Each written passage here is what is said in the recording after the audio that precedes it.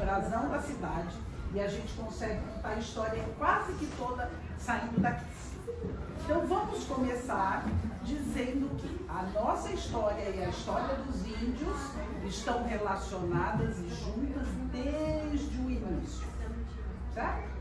Vamos começar pelo nome. Jundiaí é um nome tupi, que era uma tribo indígena, que significa rio, é bagre, e isso aqui é o rio, Rio Jundiaí. E o que é o bagre? Alguém sabe o que é bagre? É um peixe. É um peixe que tinha muito aqui nos rios da região, muitos desses peixinhos. O peixinho. Existe uma outra versão para o nome de Jundiaí, que seria Yundiaí, que significa alagadiços. Quem sabe aqui o que é alagadiço? Alagadiço são lugares que acumula água, folhas, galhos secos, e aí viram um alagadiço. Eu acho bem mais bonitinha a versão dos peixinhos. O que vocês acham? Eu gosto mais dos peixinhos. Então, vamos colocar os nossos peixinhos aqui no nosso brasão.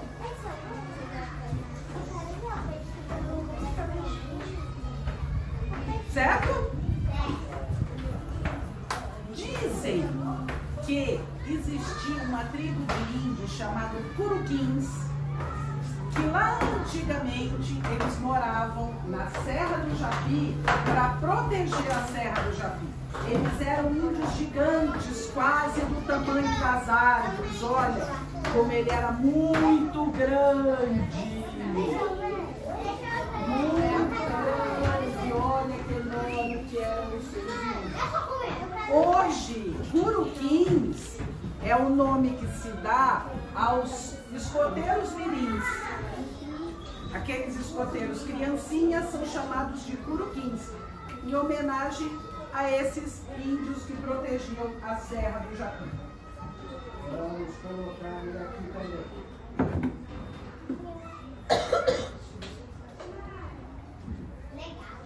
Aí, lá em 1615, isso aqui é o que eles chamam de Porta do Sertão, que era assim que a nossa região era conhecida.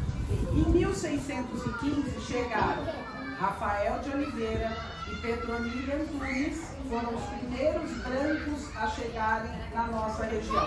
Até então, quem morava aqui eram os tupis.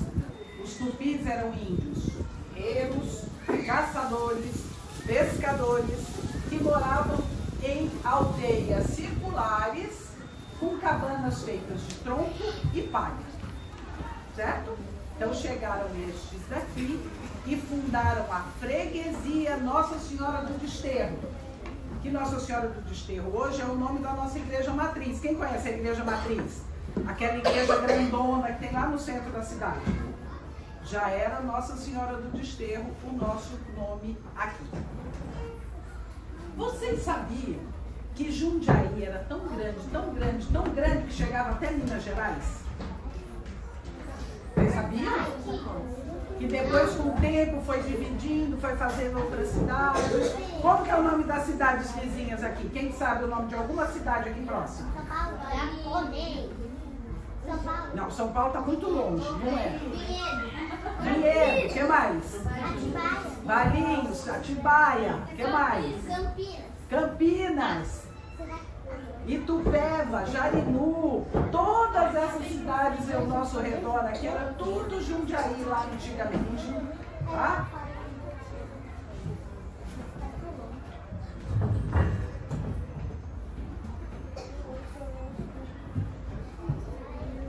Nós fazíamos parte da capitania hereditária de São Vicente. Os maiorzinhos aqui já devem ter visto na escola a história das capitanias hereditárias, né? Quem não viu, como é que era isso? Quando o Brasil foi descoberto, o rei de Portugal dividiu o Brasil num monte de faixa. E aí cada faixa dessas era dado para um nobre para cuidar, para evitar que invasores entrassem no país. Então, nós fazíamos parte da capitania hereditária de São Vicente, que era comandado pelo conde de Monsanto. Esta torre de pedra é uma homenagem a ele. Em 1655, que é essa datinha que tem aqui, foi quando nós mudamos de freguesia para vila. Jundiaí está sendo promovido. Chegaremos lá, hein? Vamos virar a cidade logo mais.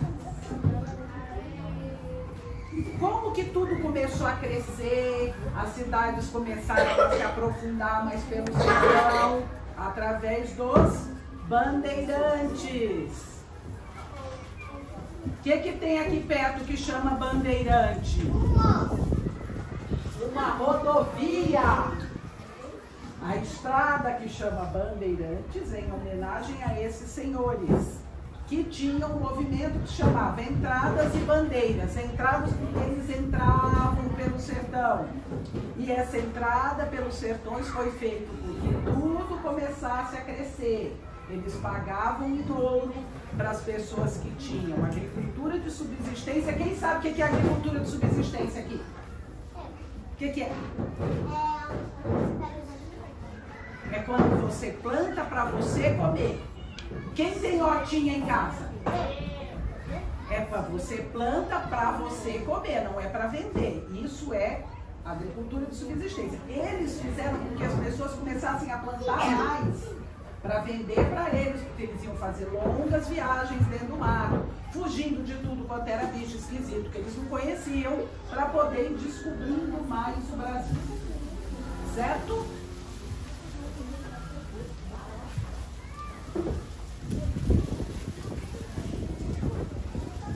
Este senhor era o guardas da milícia portuguesa. Era como se fosse assim a polícia, o exército. Era para botar ordem, né? Como que eram as cidades nessa época? Tinha só 4 ruas na cidade. Era a rua direita, a rua do meio, a rua Nova e a rua Boa Vista, que hoje são a Barão de Jundiaí, a Rua do Rosário, a Siqueira de Moraes, e a Senador Fonseca e a Zacarias de Góes. Então lá atrás, quando a gente tinha só essas 4 ruas, a Rua do Meio já tinha numa ponta a Capela de Nossa Senhora do Rosário, por isso o nome da rua, e lá do outro lado já tinha o Mosteiro de São Bento, que está lá até hoje. Quem conhece o Mosteiro de São Bento? Lá perto do Fórum. Sabe onde é? É bem perto do Clube Jundiaiense, né? A cidade naquela época era casas feitas de taipa. Quem sabe o que é uma casa de taipa? Uma casa de madeira? É uma casa que você pega um monte de galho, faz uma trança, amarra com cipó, enche de terra para tampar os buraquinhos para não passar frio e cobre de palha. Assim eram as casas, certo? Nas torneiras não tinha água, até porque não tinha nem torneira, certo? Não tinha água dentro de casa. Como que fazia para pegar água? Na cidade tinham as bicas, que as pessoas iam lá com um baldinho, enchiam o baldinho e levavam para casa, para fazer comida, para lavar louça. Para tomar banho era só de canequinha, já imaginou? Nesse frio que tá agora, você tomar banho de canequinha? Terrível, né? Fala, meu amor. Ainda não. Para lavar roupa, as mulheres iam ou na bica ou na beira do rio. Na beira do rio, naquela época, eram as nossas redes sociais, sabe como é que é? Eu via lá, uma contava da vida da outra, a fofoca do dia, quem casou, quem descasou. Era lá na beira do rio, lavando a roupa, que a moçada botava as notícias e as fofocas em dia, certo? Não tínhamos luz elétrica. Então, dentro das casas, as pessoas usavam lampião. Quem já viu lampião? É um negócio de metal de vidro grandão, que você põe óleo e põe fogo, que era para iluminar as casas. Nas ruas eram candeeiros. Quem sabe o que é um candeeiro? Eu não. Quem sabe o que é a lâmpada do Aladim? É muito parecido com a lâmpada do Aladim. Você bota óleo, bota fogo, então tinha uma pessoa específica para fazer isso. Ia lá todo dia, acendia o foguinho quando estava anoitecendo, chegava no dia de manhã, não sei. Quando chegava de manhã ele apagava os foguinhos. Certo? Era assim que as coisas funcionavam. Hã? Era, mas não era só no Brasil, era no mundo inteiro, porque não tinha luz elétrica, nem água encanada, nem nada.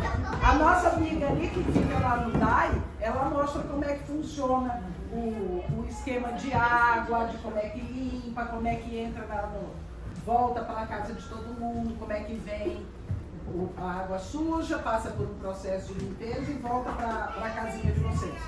Quando vocês puderem, ver com ela quando é que pode fazer as visitas, vocês vão lá fazer uma visita e descobrir como é que funciona esse processo da água, certo? Muito bem. Então, teve um período da história que a mão de obra para a agricultura, para plantar as coisas, eram índios e os negros africanos. Tem alguém aqui do CCA, crianças? Ninguém? Não? Última Ninguém? chamada? Vai perder o ônibus, hein? Não? Não? Então tá bom. Ó, tem uma senhora ali chamando uma criança. Hã? Ah, não, imagina, fica tranquilo.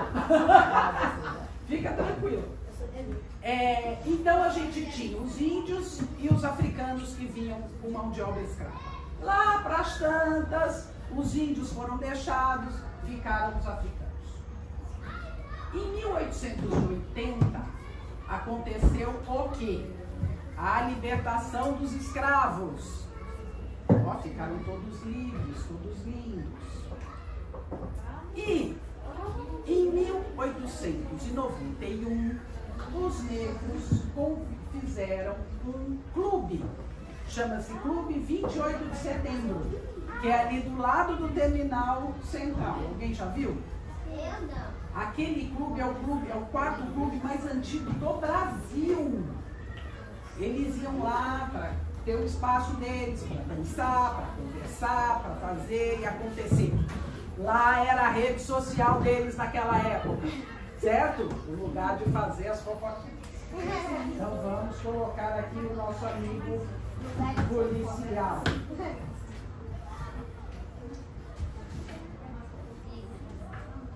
Em 1865 nós viramos uma cidade. Foi quando nós viramos a cidade de Jundiaí. O que fazia dinheiro na cidade? O que fazia com que a cidade acontecesse? As uvas. O café. As uvas só vêm um pouco mais para frente, a gente já chega lá nas uvas. Era o café. A grande agricultura da cidade era o café. Ai, cadê? Eu vou mostrar para vocês. Eu queria o cafezinho vermelhinho, mas não tem. Esse aqui é o cafezinho antes de virar pó. Ó. Vou mostrar para vocês. Ó. Antes dele virar aquele pozinho, de ir para a capsulinha, ele é esse grãozinho. E antes dele ficar isso, ele era isso, ó, uma frutinha vermelhinha. Que aí ela seca, eles torram, e aí vira esse cafezinho. E depois que ele vira esse cafezinho, é moído e vira um pozinho que a gente põe ou para coar ou na capsulinha, né? Hoje todo mundo só quer saber da capsulinha, que é mais fácil. Então vamos colocar aqui. Como nós fazíamos muito, plantávamos muito café, esse café precisava ser vendido, precisava ir fora da cidade, precisava ir para outros lugares. Mas como que ia fazer isso de carroça? Difícil, né? Então os ingleses trouxeram a que era para facilitar esse leva e traz do café e de tudo que é as pessoas, né? Quando as pessoas vinham de Santos para cá, quando as pessoas vinham daqui para São Paulo, era pela ferrovia que era mais fácil, certo? E junto com a ferrovia vieram o quê? As indústrias. E nós tínhamos basicamente dois tipos de indústria: a cerâmica e a têxtil. Quem sabe o que é uma indústria têxtil? Ah, que faz roupa. Quem falou? Ah? A criancinha. E o que é a indústria cerâmica? O que ela faz? Que monte faz tipo vaso? Tipo vaso, prato, pia, o sanitário onde você senta para fazer número 1, número 2, caneca, exatamente. Essa era a nossa as nossas grandes indústrias. Então aqui nós temos a engrenagemzinha das indústrias. Neste período começaram a chegar os primeiros italianos na cidade. Quem que é descendente de italiano aqui? Só vocês 2, 3, 4. Os italianos vieram para substituir a mão de obra dos escravos que já não existia mais. Então vieram, a primeira leva de italianos eram só 22. Já imaginou? 22 italianos. Quando eles chegavam aqui, existia um núcleo criado pelo filho do Barão de Jundiaí, que chamava-se Núcleo Barão de Jundiaí, para acolher esses italianos. Então eles chegavam, tinha comida, tinha onde dormir, até que fosse definido onde eles iam trabalhar. Certo? Esses italianos vieram em 2 grupos diferentes. Uns já vinham com uma profissão de ferreiro, de marceneiro, de carpinteiro. Então eles iam trabalhar, ficavam lá no bairro da Colônia, eles iam trabalhar nos seus galpões e as mulheres faziam a plantação de verduras, legumes, criavam galinhas e porcos. Galinhas. E como é que elas faziam para vender? Elas vinham da colônia, cruzavam a ponte torta. Quem conhece a ponte torta aqui? Ou pelo menos o que sobrou dela? Né? Então aquela ponte era muito grande, porque aquela avenida, onde está a ponte hoje em cima, ela não existia, aquilo era tudo terra. Então eram 2 montões de terra, o rio que passava embaixo e a ponte que atravessava até onde é aquele lado ali do Politiano, alguma coisa que é aquele ponto mais alto. Então elas cruzavam lá da colônia, puxando carrinho de mão, vendiam a produção delas, voltavam para casa. Outra leva de italianos foi para o Caxambu, para fazer a plantação de café, certo? Só que em 1918 aconteceu uma geada horrorosa. Queimou toda a plantação de café. Quem sabe o que é geada aqui? O que é geada? Cadê o eu? Eu ouvi muito. Geada é quando fica tão frio que quase neva. Não chega a ser neve, mas fica tudo gelado. E aí queimou toda a plantação de café. E agora? Vamos viver do quê? A uva. A uva! Aí os italianos começaram a plantar. O que você quer? Pode ficar sentado. Não tem nada para você xeretar aqui antes de eu contar. É a uva, Marluce, ela tá de uva, ó. Ela tá de roxo. A uva! A uva! Eu quero. Aí, deixa eu contar a história da uva para vocês. Não foi assim uma coisa tão simples. É de plástico, meu amor. Começaram a plantar uva, estava tudo lindo, maravilhoso. Era aquela uvinha verdinha, sabe?